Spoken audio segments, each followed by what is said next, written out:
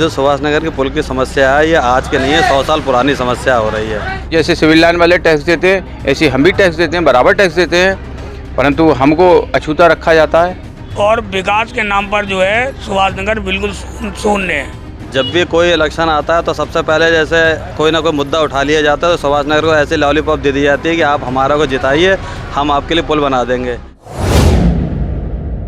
नमस्कार, मैं हंस माथुर, आप देख रहे हैं द लीडर हिंदी।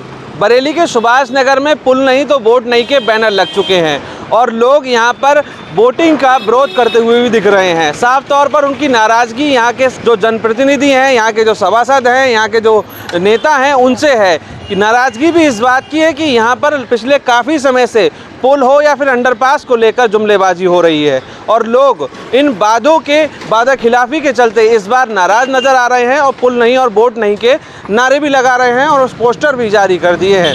आइए जानते हैं उनकी क्या नाराज़गी है, क्या प्रमुख मांगे हैं जिसको लेकर वो अब ये अपील कर रहे हैं। मैं तो लगभग जो है 50 साल की उम्र हो गई और यहाँ जो है भारतीय जनता पार्टी झूठ पे झूठ लगातार बोलती है और विकास के नाम पर जो है सुभाष नगर बिल्कुल शून्य है। पोस्टर भी लग गए हैं, पुल नहीं तो वोट नहीं, क्या कहना चाहेंगे? हाँ, मैंने भी ये 2-4 पोस्टर पहले लगवाए थे रेलवे पुलिया पर कि गड्ढा मुक्त चौड़ीकरण करो, गड्ढा मुक्त करो, लेकिन वादे तो उमेश गौतम ने बहुत किए लेकिन उन वादों पे वो खरे नहीं उतरे। उसका रीज़न भी है कि जब हमारे यहाँ सुभाष नगर के लोग भर के मुट्ठी वोट जो है भारतीय जनता पार्टी को करेंगे तो जब बगैर मांगे उन्हें वोट मिल गया तो काम करने की क्या ज़रूरत है।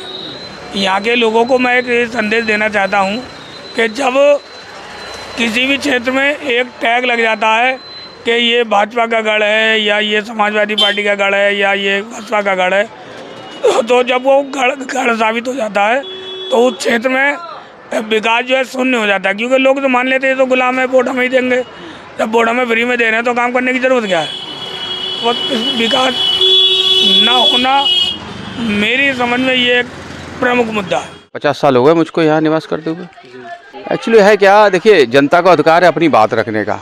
किसी भी रूप में ज़्यादा हमको परेशानी है तो हम अपनी बात रख सकते हैं और बात रखने के भिन्न भिन्न माध्यम हैं, धरना प्रदर्शन और इस बैनर के माध्यम से, क्योंकि चुनाव का समय चल रहा है इसलिए लोग चाहते हैं कि हमारी बात ऊपर वाले जनप्रतिनिधि जो भी हमारे क्षेत्र में उन तक पहुँचे।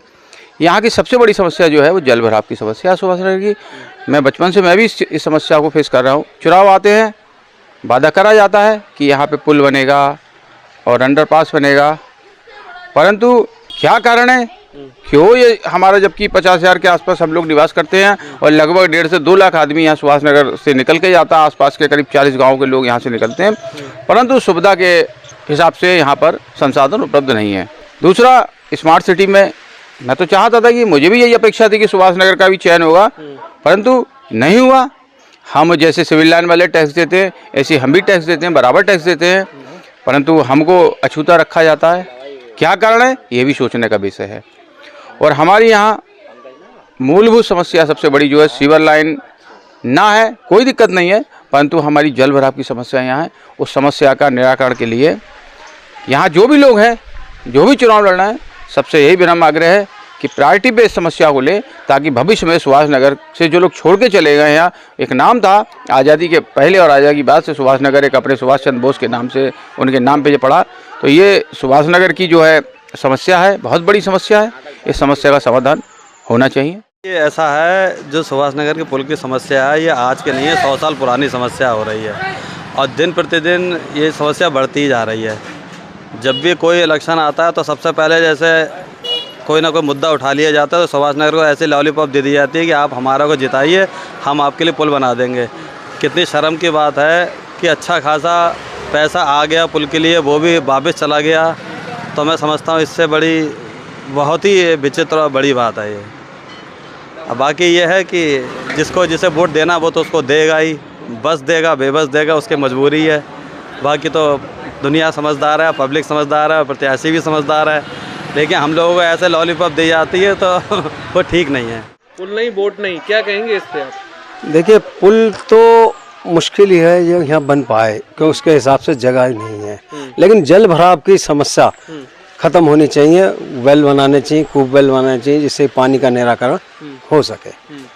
तो मैं तो यही चाहता हूँ जो भी आए वो उस पानी का समाधान निराकरण करे, और बोरिंग जो जिसको कहते हैं हम हार्वेस्टिंग, वो बड़े हार्वेस्टिंग बनाए। जो पहले यहाँ हार्वेस्टिंग बनना था वो उठा के कहीं और चला गया पिछले उसमें, लेकिन वो हार्वेस्टिंग अब यहाँ पर लगना चाहिए, जिससे कि जल भराव जो हमारा पुलिया के पास वो नीचे निकास हो जाए उसका। सुभाष नगर में बाजार में पुल नहीं, बोट नहीं के कुछ पोस्टर लग रहे हैं, क्या कहना चाहेंगे आप? वो तो हर मार्केट में विरोधी तो होते ही हैं, लेकिन वो भी आएगा, समय आएगा जब यहाँ के पुलिया का विकास यहाँ के जनप्रतिनिधि करेंगे, और उसके लिए थोड़ा सब्र करके दोबारा मौका देना पड़ेगा हमें ट्रिपल इंजन की सरकार बनाने के लिए। बाकी देखते हैं 13 मई को क्या होता है। लोगों का कहना है कि कई बार जो है चुनावी वादे होते हैं कि पुल बन जाएगा, लेकिन जमीन पर अभी कुछ नजर नहीं आया।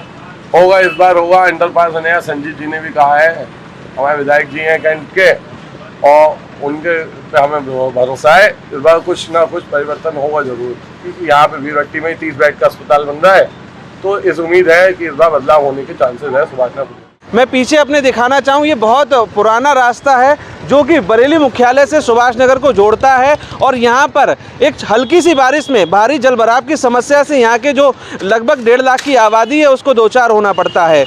आधी पुलिया पानी होता है, दोपहिया वाहन का भी जाना मुश्किल हो जाता है। बीच में जो डिप है वहाँ पर कई गाड़ियां फंसती हैं, कई कारें फंसती हैं, जिसके चलते काफ़ी लंबा जाम भी लगता है और जलभराव तो होता ही है, जिसके चलते अब लोग यहाँ पर मांग कर रहे हैं कि अगर पुल नहीं बना तो वोट भी नहीं करेंगे।